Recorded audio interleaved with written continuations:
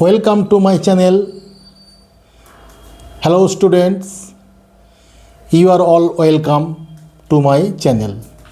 আজকে তোমাদের আলোচ্য বিষয় হলো যে ক্লাস 10 চ্যাপ্টার 19 বিভিন্ন ঘনবস্তু সম্পর্কীয় সমস্যা এবং তার সমাধান। আজকে তোমাদের সামনে বোর্ডেতে হাজির করেছি। দেখো, সমস্ত ঘনবস্তু যে ইন্ডিভিজুয়াল সেপারেট যে চ্যাপ্টারগুলো ছিল, আলাদা আলাদা করা ছিল, সেইগুলোকে এক জায়গায় করেছি। সমতলের ক্ষেত্রফল, আয়তঘন, বক্রতলের ক্ষেত্রফল, কর্ণের দৈর্ঘ্য, যার যেটা প্রয়োজন ঘরে ঘরে একটা জায়গা করেছি। তোমরা অবশ্যই এটা ভিডিওটা পজ করে টুকে নেবে। যখন অঙ্ক করবে 19 নম্বর চ্যাপ্টারে, তখন তোমাদের কিন্তু এইটা কাজে লাগবে, সামনে থাকবে এবং সূত্র ভুলে গেলে সঙ্গে সঙ্গে দেখে নিয়ে তার অ্যাপ্লাইটা করবে। আমি যে বোর্ডে যে ঘনবস্তু নিয়ে আলোচনা করেছি, তার সূত্রগুলো আলোচনা করেছি, একবার ঝালাই করে নিই। যখন আলাদা আলাদা ভিডিও প্রতিটি চ্যাপ্টারের জন্য এই নিয়ে করেছি, তখন সেখানে বিস্তারিত আলোচনা করেছি। এখানে কিন্তু সূত্রগুলো প্রতিস্থাপন করেছি, তার একটা মানেটা কি, কিভাবে সূত্রগুলো এসছে, তার সংক্ষিপ্ত একটা ব্যাখ্যা তোমাদের দেওয়ার চেষ্টা করব। দেখো যে এখানে আমি 6টা ঘনবস্তুর কথা বলেছি বইয়ে, কিন্তু এই যে সমকোণী চৌপল বা ঘন এটা নিয়ে একটা চ্যাপ্টারের মধ্যে আয়তঘন চ্যাপ্টার বলে চ্যাপ্টারের মধ্যে এই দুটো অ্যাকশন করা আছে। গোলক চ্যাপ্টারটা নিয়ে পূর্ণ গোলক, অর্ধগোলক আমি আলাদা করেছি, সেখানে গোলকের চ্যাপ্টার একসঙ্গে করা আছে। আর বাকিগুলো হচ্ছে লম্ববৃত্তাকার চোঙ আর লম্ববৃত্তাকার শঙ্কু। এই হচ্ছে ক্লাস 10 সিলেবাসের অন্তর্ভুক্ত। তাদের যে সূত্রগুলো অঙ্ক করতে গেলে, বিভিন্ন ঘনবস্তু সংক্রান্ত সমস্যা করতে গেলে, এই বিভিন্ন ঘনবস্তুর যে বিভিন্ন যে সূত্রগুলো আছে, অবশ্যই সেগুলো তোমাদের জানা দরকার এবং প্রয়োজন আছে। ঠিক আছে, আমি এক এক করে সেই সব ঘনবস্তু সম্পর্কেও সংক্ষিপ্ত বিবরণ দেওয়া তোমাদের চেষ্টা করছি। দেখো, প্রথম ঘনবস্তুর নাম হচ্ছে সমকোণী চৌপল বা আয়ত ঘন। এর হচ্ছে মোট তল কটা আছে? 6টা তল। 6টা তল এবং সবটাই হচ্ছে সমতলে, কোনো বক্রতল নেই। বোঝা গেল? এটা আমরা যখন করেছি সমকোণী চৌপল বা আয়ত ঘন, তখন তোমরা জেনেছো। এখানে আমি ঘর করেছি, চিত্র দেখো। সমকোণী চৌপলের প্রত্যেকটা আয়তাকার ক্ষেত্র, এটা হচ্ছে প্রত্যেকটা কিন্তু আয়তাকার ক্ষেত্র। তার সমগ্রতলের ক্ষেত্রফলের সূত্র কি? 2 ইন্টু দৈর্ঘ্য ইন্টু প্রস্থ প্লাস প্রস্থ ইন্টু উচ্চতা প্লাস দৈর্ঘ্য ইন্টু উচ্চতা। সূত্রগুলো কিন্তু এরকম জলের মতো করে নিতে হবে, এক জায়গায় করেছি। তোমরা আশা করি এই 4টা টুকলে তোমাদের উপকার হবে, এটা আমি বলতে পারি। আয়তনের সূত্র কি? দৈর্ঘ্য ইন্টু প্রস্থ ইন্টু উচ্চতা। এর বক্রতলের ক্ষেত্রফল নেই। এর কর্ণের দৈর্ঘ্য সূত্র কি? √, দৈর্ঘ্য স্কোয়ার প্লাস প্রস্থ স্কোয়ার প্লাস উচ্চতা স্কোয়ার। এইবার দেখো ঘনক। সমকোণী চৌপলের সঙ্গে আয়তঘন, সমকোণী চৌপল বা আয়তঘন বা ঘনকের সঙ্গে পুরো সব সম্পর্কই একই, শুধু তফাৎটা একটা জায়গায়, যে এটা হচ্ছে বর্গাকার ক্ষেত্র। এর যেমন আয়তাকার ক্ষেত্র, আয়তক্ষেত্রে কি যার দৈর্ঘ্য এবং প্রস্থ আছে, এর দৈর্ঘ্য প্রস্থ আলাদা মাপের। এরও দৈর্ঘ্য প্রস্থ আছে, কিন্তু সব সমান মাপে, অর্থাৎ বাহুগুলো দৈর্ঘ্য সবই সমান। তাহলে ঘনকের ক্ষেত্রেও 6টা তল, আয়তঘনের ক্ষেত্রে যেমন 6টা তল, এও 6টা তল। তফাৎটা কি? এখানে আঁকাটা তোমরা মাইন্ড করবে না যে স্যার এখানে আঁকাটা ঠিক নেই, বাহুগুলোর দৈর্ঘ্য কেমন। এটা হাতে আঁকা, আন্দাজ করে একটা চোখে আঁকাতে আঁকিয়ে গেছি। সুতরাং আঁকানিকে ধরে নিতে হবে প্রত্যেকটা বাহুর দৈর্ঘ্য সমান, এটা ধরে নিয়েই ঘনকটা করেছি। সেক্ষেত্রে সমগ্রতলের ক্ষেত্রফল কি? 6 ইন্টু বাহু স্কোয়ার। এখানে এই সূত্রটা জানলে কিন্তু পরের সূত্রগুলো তুমি নিজে থেকেই পারবে, মুখস্থ করার কোনো দরকার নেই। কেননা এখানে বলেছে প্রত্যেকটা বাহুর দৈর্ঘ্য সমান, তার দৈর্ঘ্য কিন্তু প্রস্থ কেন দুটো আলাদা বলে। এখানে যদি প্রত্যেকটা বাহুর দৈর্ঘ্য যদি সমান হয়, আমি দৈর্ঘ্য বাহুটাকে যদি এ ধরি, তাহলে কী হবে? এ ইন্টু এ, প্রত্যেকটা সমান, plus A into A plus A into A. তার মানে কি? A square plus B square plus C square. তাহলে A square plus A square plus A square, মানে 3a স্কোয়ার। আর বাইরে 2 আছে, তাহলে 6a স্কোয়ার, এর বাহুর দৈর্ঘ্য বলেছি, সেই হিসাবে করছি 6 ইন্টু বাহু স্কোয়ার হয়েছে। বুঝা গেল? আয়তন ক্ষেত্রে তাই, দৈর্ঘ্য ইন্টু প্রস্থ ইন্টু উচ্চতা। তাহলে প্রত্যেকটা বাহুর দৈর্ঘ্য সমান, সেই বাহুটা যদি আমি এ ধরি তাহলে কি এ ইন্টু এ, তার মানে 3টে এর গুণ হচ্ছে এ কিউ, সেই জন্য লেখা হচ্ছে বাহু কিউ। এর বক্রতল নেই। কর্ণের দৈর্ঘ্যের ক্ষেত্রে তাই, আমি যদি আয়তঘনে কর্ণের দৈর্ঘ্য পাই, দৈর্ঘ্য স্কয়ার প্লাস প্রস্থ স্কয়ার প্লাস উচ্চতা স্কয়ার যদি পেয়ে থাকি, প্রত্যেকটা বাহু দৈর্ঘ্য যদি এ ধরি তাহলে কি হবে এ স্কয়ার প্লাস এ স্কয়ার প্লাস এ স্কয়ার, তার মানে 3a স্কয়ার, রুট ওভারের মধ্যে 3a স্কয়ার। তা রুটের মধ্যে 3 আছে, সেটা ভাঙে না, সেই জন্য লেখা আছে √3। আর এ স্কয়ার আছে মানে কি এ স্কয়ার, দুটো এ থেকে একটা এ বেরিয়ে আসবে, সেটা হচ্ছে বাহুর দৈর্ঘ্য, সেই জন্য লেখা হচ্ছে √3 ইন্টু বাহুর দৈর্ঘ্য। বোঝা গেল? যখন আমি সূত্র অ্যাপ্লাই করব তখন অত ভাববো না, সূত্রগুলো জাস্ট মনে রেখে সেগুলো অ্যাপ্লাই করব। অত ভাবার টাইম তোমার দেবে না, পরীক্ষা হলে দেখেই তোমাকে ফেলতে হবে। এবার চলে আসি গোলকের ক্ষেত্রে।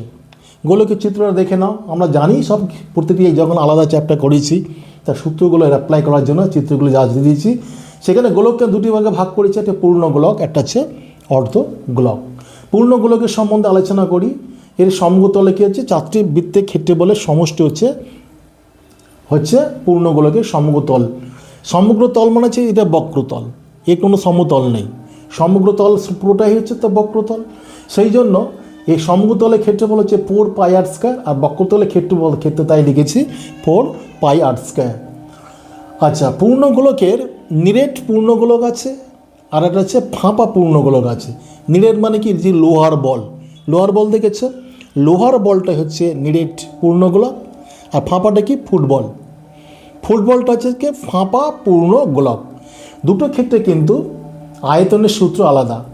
নিরেট পূর্ণগোলকের আয়তনের সূত্র কি 4/3πr3। আমরা পরীক্ষা হলে কিন্তু গোলকের আয়তনের সূত্র ফেলে থাকি 4/3πr3, মানে সেটা নিরেট গোলকের আয়তনের সূত্র। আমার কিছু বলা না নিরেট গোলক। আর যখন ফাঁপার প্রসঙ্গ আসে তখন কি এখানে কোনো পদার্থ থাকে না, তখন কি হয়, আমরা এখানে যদি R1কে যদি বহি ব্যাসার্ধ ধরি আর R2কে যদি অন্তর ব্যাসার্ধ ধরি, তাহলে ফাঁপা গোলকের আয়তনের সূত্র কি 4/3π ইন্টু R1³ মাইনাস R2³, অর্থাৎ বহির ব্যাসার্ধ কিউ মাইনাস অন্তর ব্যাসার্ধ কিউ, সেটাই হচ্ছে সূত্র। এইবারে চলে আসি অর্ধগোলক। এখানেও নিরেট আছে, এখানেও ফাঁপা আছে। নিরেট অর্ধগোলক যেমন যে পেপার ওয়েট দেখেছ, যদি অর্ধগোলক করা হয় নিরেট, ওর মধ্যে পদার্থ আছে। আর ফাঁপা হচ্ছে কি গামলা যদি বা বাটি ধরি, সেখানে ফাঁপা পদার্থ মাঝখানে। তাহলে নিরেট অর্ধগোলকের সমগ্রতলের ক্ষেত্রফল কি 3πr²। তুমি প্রশ্ন করতেই পারো, স্যার পূর্ণ গোলক হচ্ছে সমগ্রতল হচ্ছে 4πr², অর্ধেক গোলক 2πr²। না, তাহলে এখানে যখন অর্ধগোলক হচ্ছে তখন দেখো একটা হচ্ছে বৃত্তাকার তল, একটা সমতল হচ্ছে, একটা বক্রতল হচ্ছে, একটা বৃত্তাকার তল, একটা হচ্ছে বক্রতল। বৃত্তের ক্ষেত্রফল সূত্র কি πr²। আর এটা অর্ধেক, বক্রতল হচ্ছে অর্ধেক, তার ক্ষেত্রে এর অর্ধেক কত হচ্ছে 2πr²। তাহলে এটা πr², এটা 2πr², দুই যোগ করলে কত হয় 3πr²। বোঝা গেল? পরীক্ষা হলে কিন্তু ভুল করবে না। 4πr² পূর্ণগোলক, অর্ধগোলক 2πr², ভুল 3πr²। ফাঁপা অর্ধগোলকের সমগ্রতলের ক্ষেত্রফল কি pi into 3r1² plus r2²। R1 হচ্ছে বহি ব্যাসার্ধ, R2 হচ্ছে অন্ত ব্যাসার্ধ।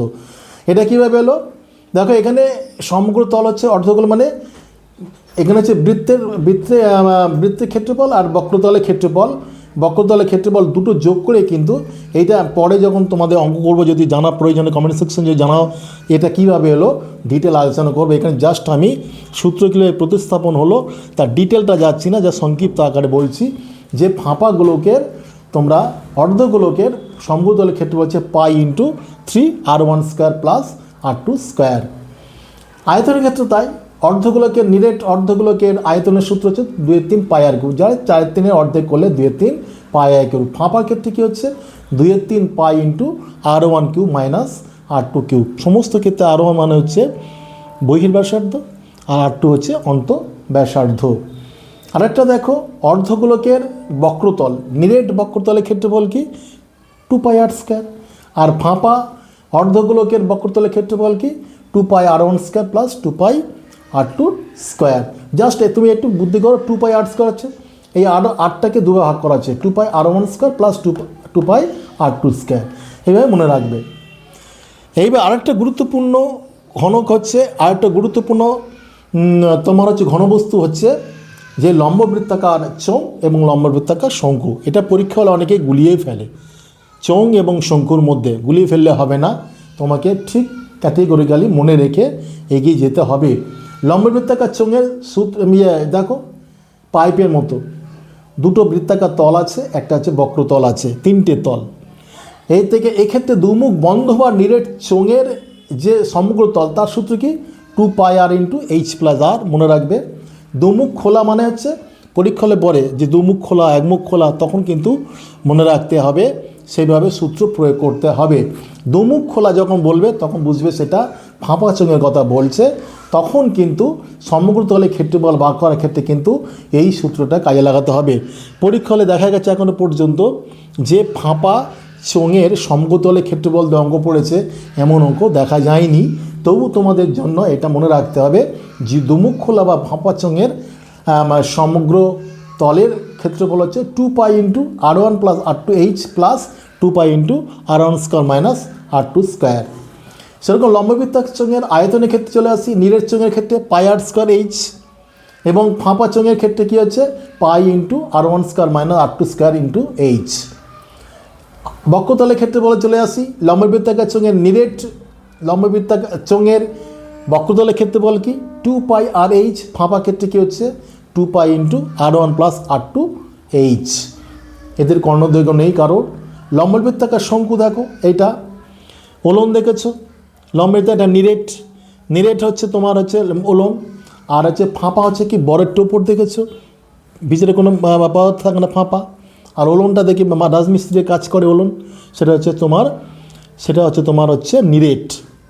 বোঝা গেল? এক্ষেত্রে কিন্তু কোনো নিরেট ফাঁপার বলা ব্যাপার নেই, সূত্র পাইনি, এই সূত্রগুলো পেয়েছি।